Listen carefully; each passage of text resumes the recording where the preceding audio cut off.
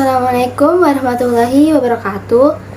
Nama saya Zahra Nur Afia dari Prodi PG PAUD kelas A1 Universitas Pancasakti Bekasi. Di sini saya akan mempresentasikan materi PPKN tentang Wawasan Nusantara. Wawasan Nusantara. Nama Zahra Nur Afia, Prodi PG PAUD, dosen Fitrah Mulyanti SPD MM, mata kuliah PPKN Universitas Pancasakti Bekasi. Pengertian, wawasan Nusantara adalah cara pandang dan sikap bangsa Indonesia mengenai diri dan lingkungannya yang serba beragam dan bernilai strategis dengan mengutamakan persatuan dan kesatuan bangsa serta kesatuan wilayah dalam penyelenggaraan kehidupan bermasyarakat, berbangsa, dan bernegara untuk mencapai tujuan nasional. Secara etimologi, kata wawasan berasal dari kata wawas dalam bahasa Jawa yang berarti pandangan, tinjauan, atau penglihatan indrawi ditambahkan akhiran an, bermakna cara pandang, cara tinjau, atau cara melihat. Dari kata wawas muncul kata mawas yang berarti memandang, meninjau, atau melihat. Wawasan artinya pandangan, tinjauan, penglihatan, tanggap indrawi atau cara pandang atau cara melihat. Kata Nusantara terdiri dari kata nusa dan antara.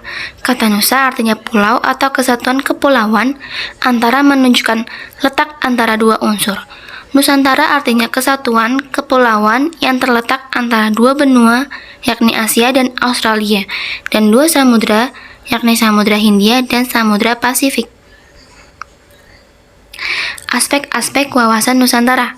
Ada 3 aspek: sejarah, aspek kewilayahan Nusantara, dan aspek sosial budaya. Aspek sejarah.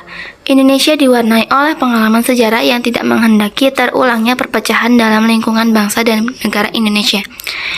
Hal ini dikarenakan kemerdekaan yang telah diraih oleh bangsa Indonesia merupakan hasil semangat persatuan dan kesatuan yang sangat tinggi bangsa Indonesia sendiri. Jadi semangat ini harus tetap dipertahankan untuk persatuan dan kesatuan Indonesia. Aspek kewilayahan Nusantara. Pengaruh geografi merupakan suatu fenomena yang perlu diperhitungkan karena Indonesia kaya akan aneka sumber daya alam dan suku bangsa. Aspek sosial budaya. Indonesia terdiri atas ratusan suku bangsa yang masing-masing memiliki adat istiadat, bahasa, agama, dan kepercayaan yang berbeda-beda, sehingga tata kehidupan nasional yang berhubungan dengan interaksi antar golongan mengandung potensi konflik yang besar.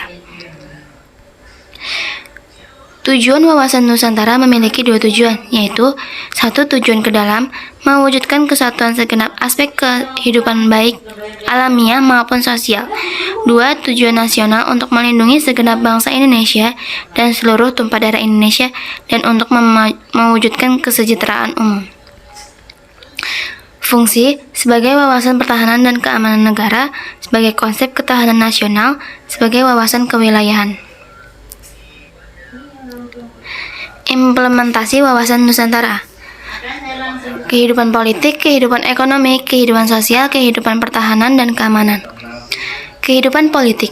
1. Mengembangkan sikap hak asasi manusia dan sikap pluralisme untuk mempersatukan berbagai suku, agama, dan bahasa yang berbeda, sehingga menumbuhkan sikap toleransi.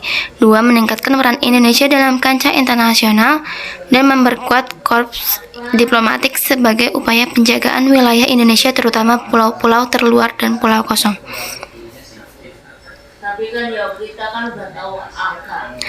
Kehidupan ekonomi. Pembangunan ekonomi harus memperhatikan keadilan dan keseimbangan antar daerah. Oleh sebab itu, dengan adanya otonomi daerah dapat menciptakan upaya dalam keadilan ekonomi.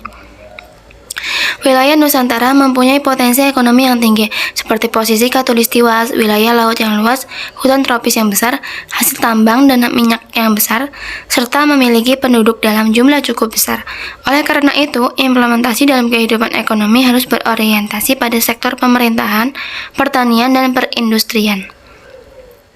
Kehidupan sosial. 1. Pengembangan budaya Indonesia.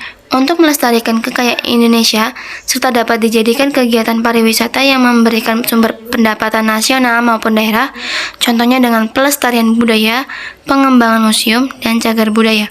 2. Mengembangkan kehidupan bangsa yang serasi antara masyarakat yang berbeda dari segi budaya, status sosial, maupun daerah. Contohnya dengan pemerataan pendidikan di semua daerah dan program wajib belajar harus diprioritaskan bagi daerah tertinggal. Kehidupan pertahanan dan keamanan. 1. Membangun TNI yang profesional serta menyediakan sarana dan prasarana yang memadai bagi kegiatan pengamanan wilayah Indonesia, terutama pulau dan wilayah terluar. 2. Membangun rasa persatuan sehingga ancaman suatu daerah atau pulau juga menjadi ancaman bagi daerah lain. Rasa persatuan ini dapat diciptakan dengan membangun solidaritas dan hubungan erat antar warga negara yang berbeda daerah dengan kekuatan keamanan. Unsur-unsur wawasan Nusantara. 1. Wadah, wujud wilayah, tata kelengkapan organisasi, tata inti organisasi. 2. Isi wawasan Nusantara. 3. Tata laku wawasan Nusantara mencakup 2 segi, batinnya dan lahiriah. Wujud wilayah. Batas ruang lingkup wilayah Nusantara ditentukan oleh lautan yang di dalamnya terdapat gugusan ribuan pulau saling dihubungkan oleh perairan. Oleh karena itu, Nusantara dibatasi oleh lautan dan daratan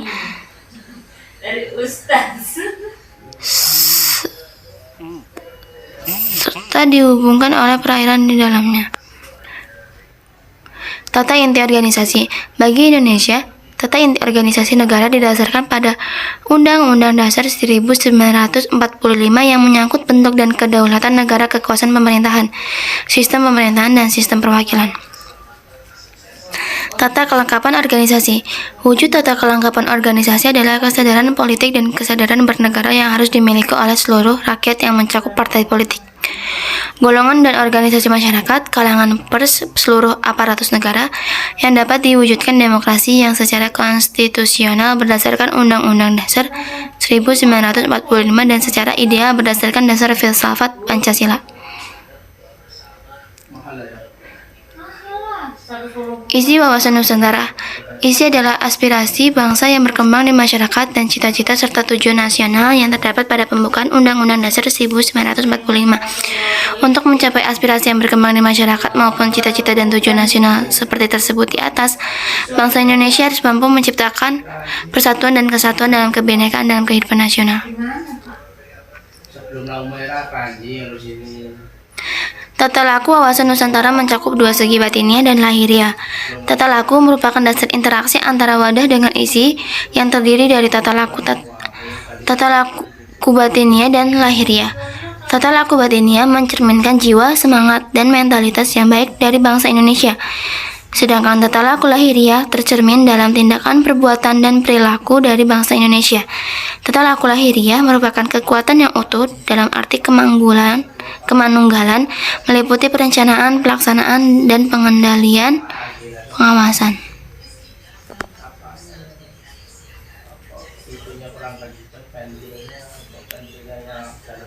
Terima kasih, sekian yang bisa saya sampaikan.